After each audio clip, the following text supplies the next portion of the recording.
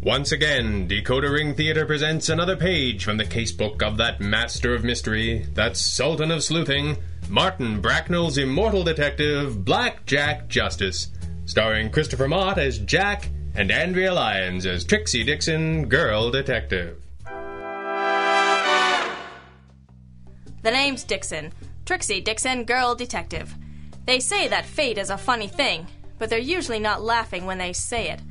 More often than not, they're looking down at their shoes or shaking their heads kind of sadly. The point is that life sometimes plays out like the twisted storyline of a demented child god with a fetish for mild sadism. But that kind of full-on lamenting isn't very well suited to the stiff upper lips that are all the rage these days. So the shaking of heads and the looking at shoes and the grim assurances that it's all in good fun, isn't it, Lord, continue. At 8:45 in the morning, the day after a long stakeout, I'm rarely at my most fashionable, lips or otherwise, so I didn't bother to restrain the sea shanty of curses that sprang from deep within when I saw a letter in the basket bearing Mordecai Brasseau's return address. Mordecai had employed the agency 3 times since Blackjack and I cemented our partnership, and every time we swore it would be the last.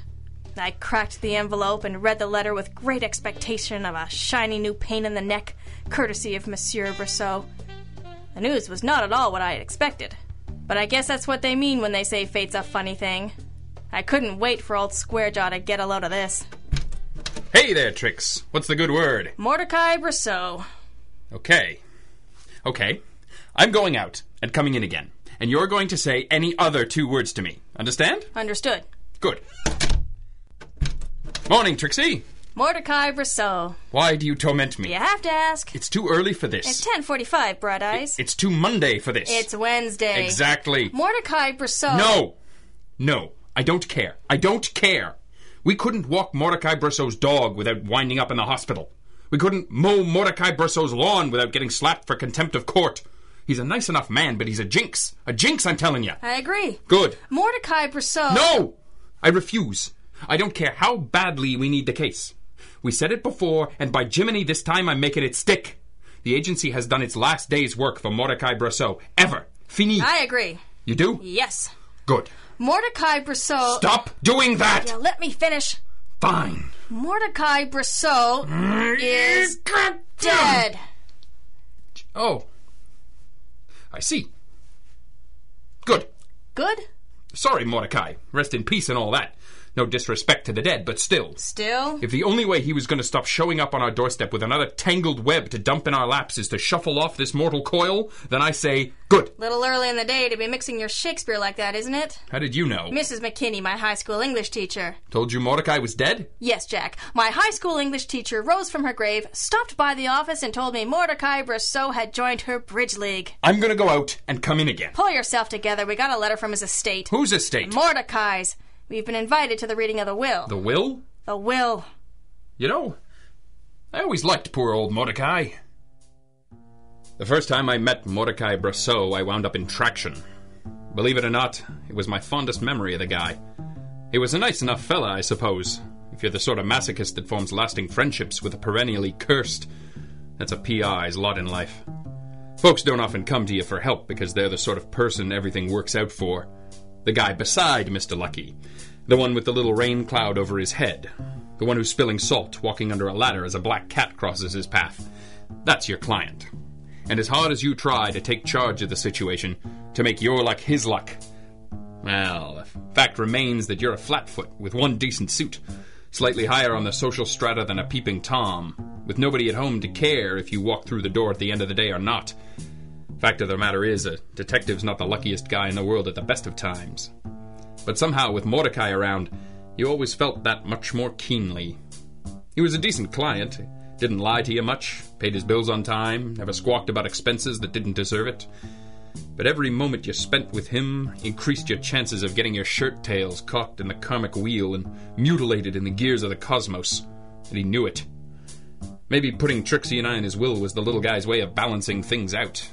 I didn't know for sure, but as we rounded the corner in my old heap and saw the Brasseau home at the top of the hill, surrounded by oak trees older than Methuselah, I knew that whatever it was something good. Mr. Justice? Miss Dixon? Guilty as charged, Mr. Riordan. David Riordan. I'm Mr. Brasseau's attorney. Good to know you. If you'll just step this way, most of the others are here already. Others? The other heirs. Then Miss Dixon and I are in the will. I think you'll find her mentioned quite prominently, yes. This way. I don't like the sound of that. You're being paranoid. You always say that. It's always true. Yeah, well, I'm not dead yet, am I? You might want a second opinion on that. Not much of a crowd. How many were you expecting? I don't know. No one ever left me anything before. I'll get us a program. Psst, Mr. Riordan. Excuse me? Satisfy my womanly curiosity, would you? Trixie, don't play with your food. Who are the others? What? Allow me to introduce you. Mrs. Brasseau?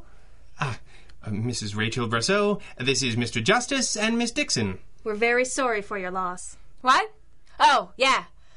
I don't know what you're doing here. Neither do we exactly, except that we were asked to come. Uh-huh. I don't know who he thinks he is, leaving things all over town. I'm the widow, ain't I? Mrs. Brasseau. Yeah? What of it? You're a good deal younger than Mordecai was. What if I am? Who's going to make something of it? You? Please forgive my stepmother. What she lacks in refinement, she makes up for in vulgarity. Stuff a sock in it, Junior. You see what I mean? Allow me to introduce myself. I'm Mr. Brasseau's son, Alex. My condolences. Indeed. You were friends of father's? Something like that. Something like that. I see. It's curious, because he never mentioned you, not once. How often did you speak to him, Alex?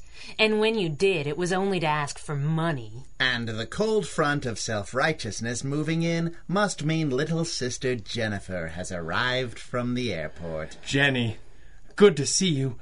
I'm terribly sorry for your loss. Thank you, David.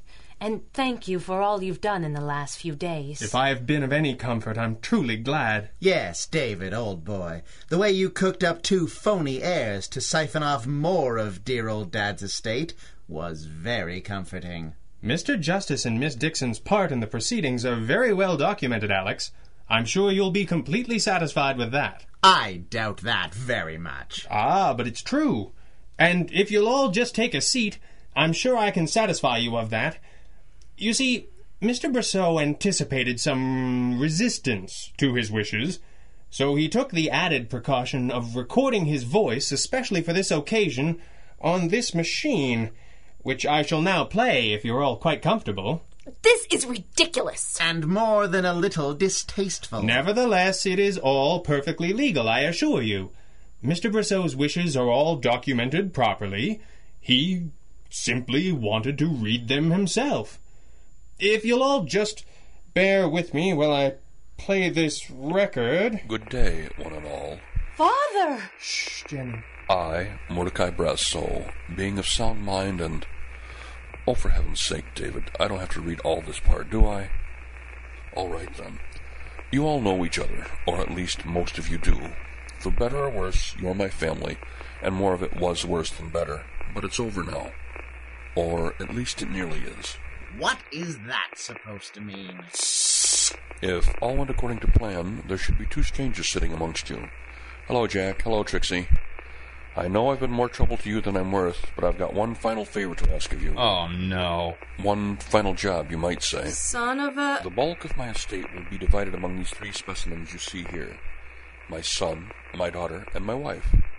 Minus a small honorarium to my lawyer, David Riordan, and the sum of $5,000. That has been set aside. David has it now. I hope you'll accept it as a retainer. I've no reason to expect you to agree, but I hope you'll grant me this one last wish. I don't want any of my estate to go to someone responsible for my death. What? Please, Jack, Trixie, take this one last job. Find out who murdered me.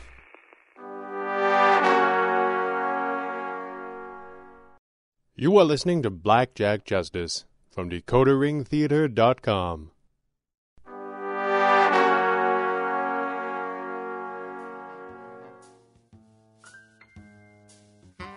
It was a masterstroke. Mordecai Brasseau's life had been a unique combination of good fortune and rotten luck.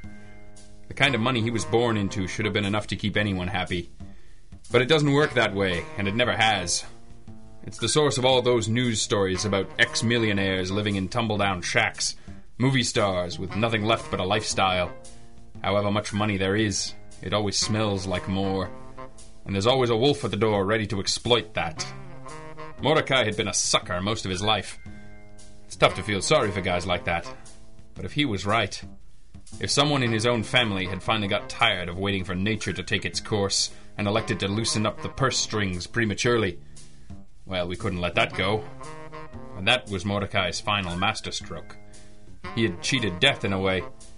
He had us on the hook one last time. Mordecai wasn't a young man.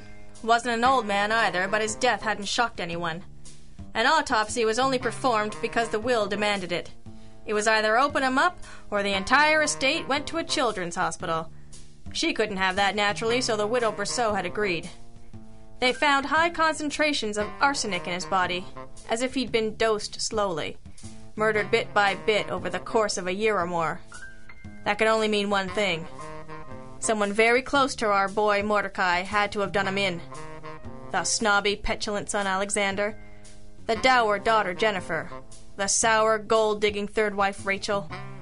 Mordecai and his young lawyer Riordan had all the suspects gathered in the library waiting for us. Too bad we didn't have the first idea what to do with them. Much too bad. There were 5 G's on the line. Jack whistled a happy tune quietly. I dug my nails into the palm of my hand. The happy tune only came out when we were in big trouble, and he knew it. Are you ready for Mrs. Brasseau, Mr. Justice? Ready when you are, David. This is ridiculous. I don't have to talk to you. That's true. You're not cops. No, we're not. The cops, they ain't even investigating this as murder. Nope, not yet. So call me when they are. Sure thing, kitten. Trixie, cross Mrs. Brasseau off the list of heirs. Sure, Jack. The list of heirs? You mean the list of suspects? I mean what I say I mean. You saw the will, Mrs. Brasseau. Miss Dixon and I are to investigate the death of your husband and ensure those responsible don't inherit. We don't have to prove it in court. Ask Mr. Riordan if you don't believe me. David? Those were the terms of your late husband's will, Mrs. Brasseau. Well, You can't do this! I can and I will, sister. You're such an obvious candidate, I'd wrap this up right now if Mordecai's kids didn't smell almost as guilty. What do you mean? Come on. You're no beauty angel, but you're not that bad. What's more, you're 30 years his junior, if a day. I know what you think. What they all think. That I was only after his money. It's true, isn't it? You think I'd marry him if I didn't care about him? You tell me. But before you go on about his winning personality, keep in mind I met the man more than once. You're telling me you'd have married him if he wasn't rich? No, Mr. Justice. I don't suppose I would. Mordecai was fun, sure. He wasn't much to look at, but he knew how to treat a lady. It's not like he didn't try and impress me with money, with things. He used them to sweep me off my feet. And from the moment I was swept, he could never get it out of his mind that I only loved his money. As if he'd ever given me anything else. Sure, I married him because he was rich. I guess that makes me a bad person. Worse than if I'd married him because he was tall or handsome or funny. He wasn't any of those things. But that doesn't mean I didn't love him. And it sure doesn't mean I killed him. You agree that you'd had plenty of opportunity. You were with him the most, yes?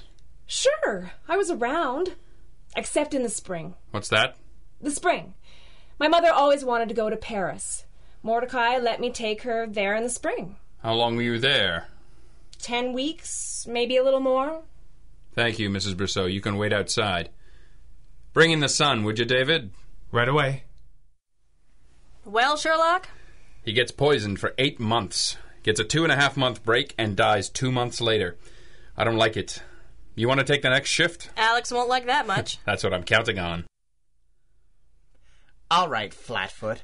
Let me start by saying I'm not taking any of the cock and bull story you used on my so-called stepmother. Shut up. How dare you? Listen to me, you pathetic worm. You can puff up your little concave chest as brave as you like. I can't even begin to count the number of ways I'm completely unimpressed by you. So shut it before I shut it for you. I never... I'm not surprised.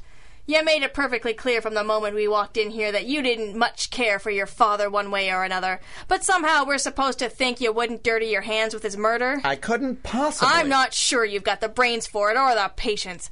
But you're exactly the kind of craven little sissy coward that would use poison. So you'd be better off saving your breath to convince me that you didn't, since I already know that you could. Riordan here said that the poison had been given to dear old Dad over a long period of time. So? So little sister wasn't all that far off when she said I only talked to Dad when I needed something from him. It was often enough to cover my gambling debts, but not often enough for a long, slow poisoning. This is your defense? You're too lousy a son to have killed your father? You might have to do a little better than that. I don't think so.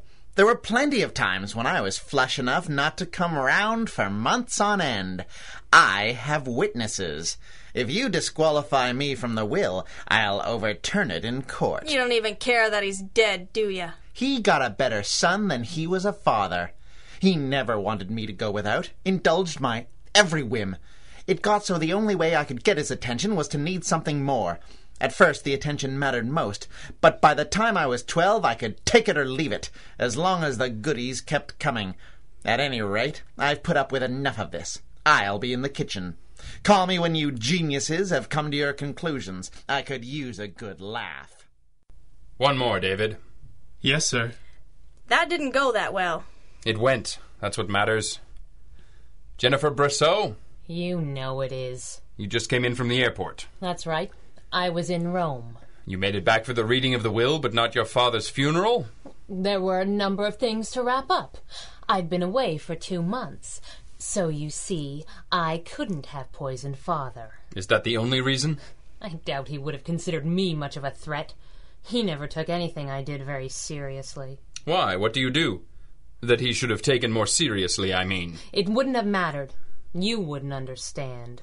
So, you don't do anything and it's all your father's fault, yes? Now see here, Mr. Justice. You're here as a courtesy, Riordan. Keep out of this. I just don't see that badgering a sensitive girl like Jenny... It's exactly what our mutual client asked us to do, and you to arrange. I don't think... I'm not asking what you think. Sit down. I told you, Mr. Justice, I've been out of the country for 2 months, so I couldn't possibly have murdered Father. May I leave now? For the moment. Go round up the others and wait in the library. Just a minute, Mr. Riordan. I know what you're going to ask, Mr. Justice. It's an impossible situation. Mr. Brasseau didn't seem to consider you a suspect. I wonder why that is. Mr. Justice! As close as I was to the family, Mr. Brasseau told me he knew I couldn't be involved in the poisoning. I only saw him once every 2 weeks at the most. Now, if you'll excuse me... Well? None of them could have done it alone, could they? The wife and the girl could have spelled off for each other. The dates work out. If we're constructing conspiracy theories, I'd like to work Alex in there somewhere. You really think those 3 could work together on an elaborate murder plot? They hate each other more than any of them hated Mordecai. Besides, what's the motive? It's true. The only thing they had to gain was money, and Mordecai gave them all they could waste. Besides, any one of those vultures would have tried to work in a frame to disinherit the others and walk off with everything. What about the lawyer, Riordan? He's obviously in love with Jennifer. And she obviously doesn't care one way or the other. Besides, being her father's lawyer was his only link to her. Now that's gone. How does that help him? No one of them could have done it. They wouldn't do it together.